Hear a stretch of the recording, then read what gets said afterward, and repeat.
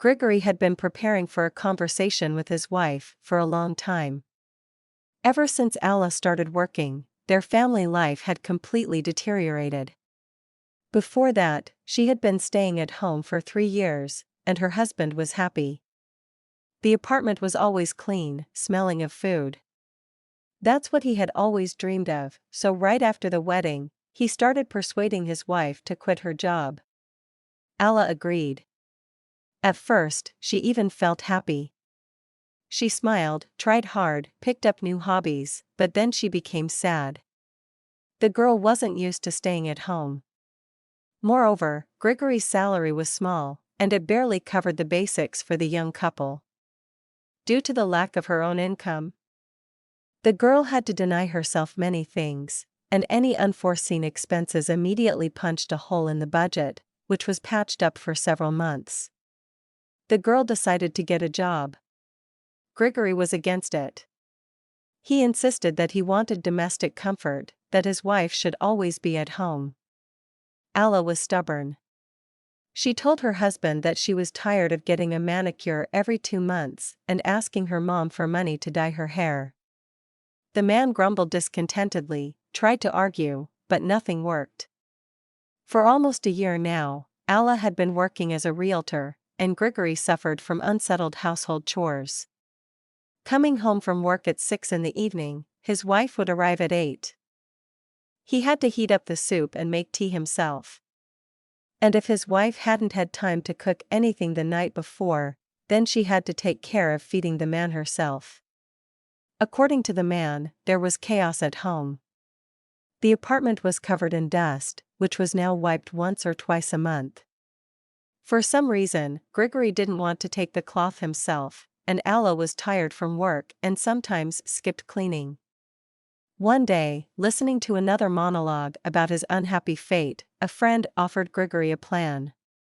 The tally told him that in his previous marriage, he had used a foolproof scheme several times, after which his wife softened and gave in to him. Grigory listened to the plan. He decided to suggest to Alla that they live separately. The main thing is not to say the word divorce, Vitaly explained. Remember that 80% of women initiate breakups themselves, so they can later tell everyone what a jerk you are. Your Alla might agree. You suggest living separately, let her understand what she's lost. Be sure to explain your proposal, that the house has become empty, that you have grown apart, that you want comfort. Got it? Grigory nodded. He understood everything. However, he only dared to talk to his wife a week later, after a long preparation. Alla silently listened to her husband. His complaints and proposals seemed offensive to her.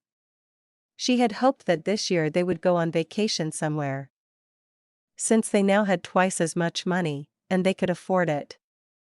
The girl wanted her husband to be happy about her success, but he, it turns out, was suffering.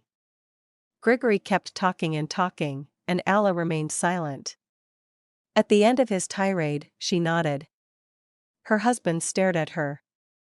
He had expected a lot from his wife, a scene, retaliatory complaints, a request to stay, but not an indifferent nod. I agree, Alla finally said. I'm tired of your discontent. Let's, indeed, live separately. Maybe it will be better. The man was surprised. He felt a little offended in his heart, but he left, as he himself had suggested to his mother. After all, the apartment belonged to Alla and was bought before the marriage. The first week went wonderfully. Mom fed her beloved son with a variety of dishes, pies, and cutlets. He happily devoured everything, took snacks to work, and even, as it seemed to him, gained weight. By the second week, he didn't want to eat anymore. Yes, and the constant desire of his mom to interfere in his affairs began to irritate him, and she calmly rummaged through his closets, pockets, and bags. But it's okay for Mom. Her care was annoying. Grigory could barely hold on until the end of the third week and went fishing with Vitaly for the whole weekend. His wife didn't even call him. There were no suggestions from her to meet or talk. It seemed she didn't care. Although, of course, she did care. She felt sad and offended. For 2 days, Alla cried into her hands. It was difficult for her to concentrate at work. Her hands kept reaching for the phone. It upset her that her husband didn't call her. The more she thought about Grigory's words said before he left, the more painful it became for her. By the third week, the resentment had finally formed, and the positive memories began to fade from her mind. Alla was angry with her husband. Her hand no longer reached for the phone. A month had passed since the spouses lived separately. Alla realized that falling asleep in silence, without listening to her husband's snoring, turned out to be pleasant. Standing at the stove for hours after work was no longer necessary. A very small portion was enough for dinner, or even just a salad. The girl even lost weight, which pleased her. To avoid spending the evening alone, Alla went to the movies, joined a gym, visited an exhibition she had long wanted to see, and got a new hairstyle. She started communicating more with friends. There was no more Grigory, who would be jealous of her and speak ill of her friends. They have a bad influence on you, they're loose, stupid. You need to limit your communication with them. Alla tried to listen. She didn't abandon her friends, but their communication became infrequent. She thought that she needed to respect her husband's opinion, but now, for some reason, she wanted to do the opposite. Grigory was less and less pleased with the freedom. Or rather, life with his mom, it's not like it could be called freedom. The man remembered why he had moved to Alla with such joy a few years ago. It annoyed him that his wife didn't call and didn't apologize. The second month passed. Alla went on vacation with her friend. Grigory came to her to talk, but there was no one in the apartment. Upon returning, the girl didn't notice any traces of her husband's presence in the apartment. The impressions of the long-awaited vacation were too bright. Summer ended. In September, Grigory, completely disappointed in Vitaly's plan, called his wife and suggested meeting. He hoped that Alla was hiding her desire to be with him again behind a show of indifference. "You know, Grigory, you're right," the girl said when they met. "Perhaps we rushed things.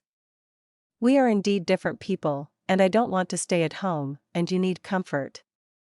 Maybe we shouldn't ruin each other's lives." "What do you mean?" The man didn't immediately understand. "Let's file for divorce," Alla suggested. "What do you mean?" Grigory shook his head. "Are you out of your mind?" "Grigory, but you're tired of me too," Alla didn't understand. "You suggested living separately yourself, you said it would be better, that we could understand a lot, that I could understand you. And I realized that you're uncomfortable with me, you have your own interests, I have mine. We were held together by habit for a long time. But you gave me the opportunity to understand what I hadn't noticed before. Thank you for that. I hoped you would change your mind if things went back to normal," Grigory retorted. "You'll quit your job, and we'll live normally, and you're a traitor." He threw the napkin on the table and left the cafe, not paying for his latte. Alla cried and called her friend. After a minute, she wiped away her tears, paid for the coffee, and left the place. Plans like theirs sometimes don't work out the way we want them to.